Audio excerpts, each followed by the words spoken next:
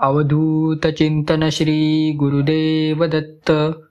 दत्तगुरूंच्या कृपेने तुमच्या सर्व मनोकामना पूर्ण व्हाव्यात अशी गुरुचरणी प्रार्थना करून आजच्या व्हिडिओला सुरुवात करूया. श्री गुरुदेव दत्त. नमो आदेश. जीवनात आपण अनेकदा पाहतो की आपण काहीही चुकीचे केले नसतानाही लोक आपल्या विरुद्ध वैर धरतात. त्यांच्या मनातील राग, गर्व किंवा चुकीचा समज यामुळे या गोष्टी निर्माण होतात.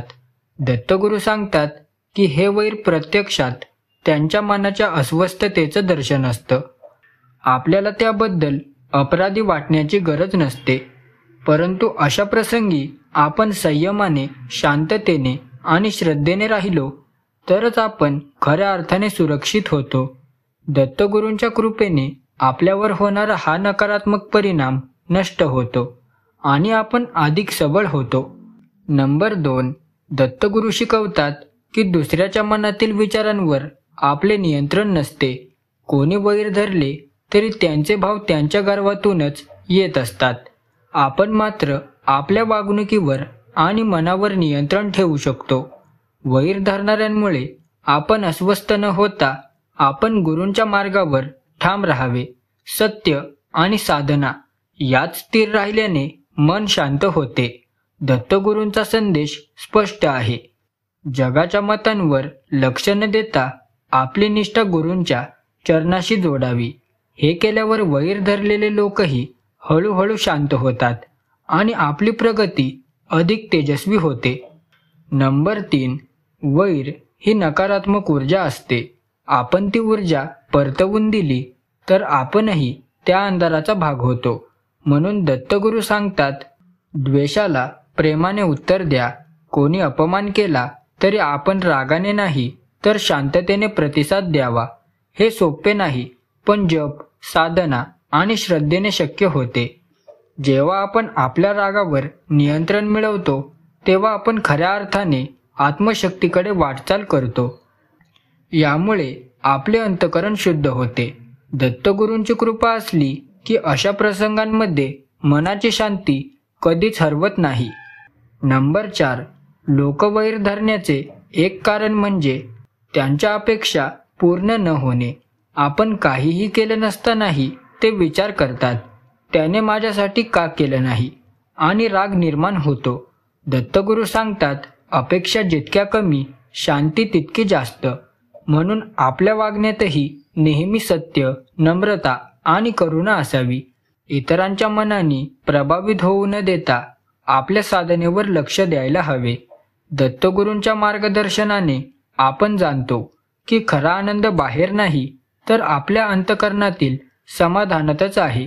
हे समजल्यावर वैराचा परिणाम होत नाही.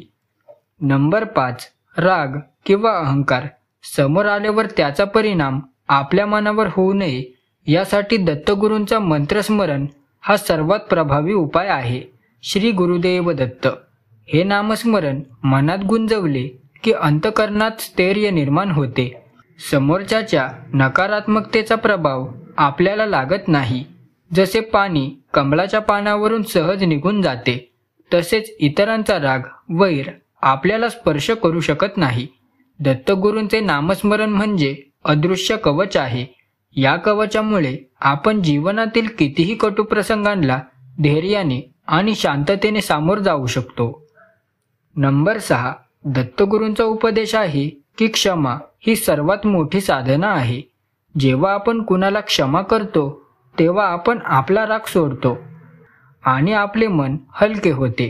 लोक वैर धरतात हे त्यांच्या अज्ञानाचे परिणाम आहे, पण आपण क्षमा केली की त्यांचा प्रभाव आपल्या जीवनावर कमी होतो. क्षमा ही फक्त दुसऱ्याला नव्हे तर स्वतःलाही मुक्त करण्याची प्रक्रिया आहे. दत्तगुरू सांगतात, क्षमा केली की आत्मा निर्मळ होतो. ही शिकवण आपल्याला आंतरिक शांती आणि समाधान देते. नंबर 7. यशस्वी झाल्यावर अनेकदा लोक आपल्या विरोधात वैर धरतात. त्यांना आपली प्रगती सहन होत नाही आणि हळूहळू त्यांच्या मनात राग निर्माण होतो. पण दत्तगुरू शिकवतात, जगाच्या नजरेत काय आहे याचा विचार करू नका. आपल्या गुरूंच्या नजरेत आपण किती शुद्ध आहात ते पहा. म्हणून आपल्याला नकारात्मकतेकडे लक्ष न देता आपले ध्येय साध्य करायचे आहे, हे लक्षात घ्या. दत्तगुरूंच्या मार्गावर ठाम राहिल्याने आपल्या यशाचं तेज मोठ्या प्रमाणात वाढतं. अशा वेळी वैर धरणारे लोक हळूहळू आयुष्यातून निघून जातात. नंबर 8. वैर धरणाऱ्यांसोबत थेट वाद घालण्याऐवजी शांतता निवडणे शहाणपणाचे आहे. दत्तगुरू सांगतात, वादाने सत्य सिद्ध होत नाही, पण शांततेने सत्याचे तेज वाढते. म्हणून आपण अनावश्यक बोलचाली बंद केल्या पाहिजेत. कधी कधी मौन हेच सर्वात प्रभावी उत्तर ठरते. जेव्हा आपण वाद न घालता शांत राहतो तेव्हा समोरच्याला आपल्या सामर्थ्याची जाणीव होते. शांततेतली ताकद ही वादापेक्षा कितीतरी मोठी असते. गुरूंच्या कृपेने हे मौन आपल्याला खरे बळ देते आणि वैराचा परिणाम नष्ट करते. नंबर 9. लोक काय बोलतात हे आपण नियंत्रण करू शकत नाही, पण आपण कसे जगतो हे पूर्णपणे आपल्या हातात आहे. दत्तगुरू शिकवतात की सत्कर्म आणि नामस्मरण, अध्याय वाचन, स्तोत्र पठण यामुळे आपले तेज वाढते. आपण सतत सत्य, सेवा आणि श्रद्धा पाळली तर हळूहळू राग धरणारे लोकही शांत होऊन जातात. कारण सत्य आणि प्रेम या शक्तींचा पराभव कोणी करू शकत नाही. दत्तगुरूंच्या कृपेने आपली जीवनयात्रा उजळते. आपण जर गुरूंच्या शिकवणीप्रमाणे जगलो तर लोकांचे वैर आपोआप संपते आणि आपले जीवन आनंदाने भरून जाते. नंबर 10. शांततेची ताकद निराकार आहे. दत्तगुरूंच्या कृपेने जेव्हा आपण संयम राखतो तेव्हा आपल्याला त्रास देणाऱ्यांचा अहंकार हळूहळू नष्ट होतो. कारण शांततेसमोर राग कधीच टिकत नाही. जसा तेजस्वी सूर्य उगवल्यावर अंधार नाहीसा होतो, तसाच भक्ताच्या शांततेसमोर राग संपतो. हा अनुभव आपल्याला आध्यात्मिक उंचीवर नेतो. लोक कितीही कटू वागत असले तरी आपण शांततेत राहिलो की त्यांचा प्रभाव कमी होतो. दत्तगुरूंच्या स्मरणामुळे शांतता टिकते आणि जीवन अधिक प्रकाशमान बनते. नंबर 11. वैर धरले गेले की मनात दुःख येते, पण हे दुःखही एक शिकवण असते. दत्तगुरू म्हणतात, प्रत्येक संकटात गुरूंचा संदेश दडलेला असतो. म्हणजे वैर धरणारे लोक आपल्याला संयम, नम्रता आणि क्षमा शिकवतात. हे अनुभव आपल्याला आध्यात्मिकदृष्ट्या मजबूत करतात. संकट नसेल तर साधनेचा गाभा कळणार नाही. म्हणून अशा प्रसंगांना आपण पराभव न मानता गुरूंची शिकवण समजून घ्यावी. यातून आपला अंतरात्मा मजबूत होतो. वैर धरणारे लोक आपल्याला खरी साधना शिकवण्यासाठीच जीवनात येतात. नंबर 12. प्रार्थना ही सर्वात मोठी शक्ती आहे. जेव्हा आपण मनापासून प्रार्थना करतो, गुरुदेव मला वैरी धरणाऱ्यांनाही शुभेच्छा द्यायला शिकवा, तेव्हा आपले मन निर्मळ होते. दत्तगुरूंच्या स्मरणाने आपल्याला इतकी सकारात्मक ऊर्जा मिळते की आपण राग धरणाऱ्यांनाही शुभचिंतन करू शकतो. ही भावना केवळ त्यांच्यासाठीच नाही तर आपल्या आत्म्यासाठीही अत्यंत शुद्ध करणारी असते. प्रार्थनेने रागावर प्रेमाचे रंग चढतात.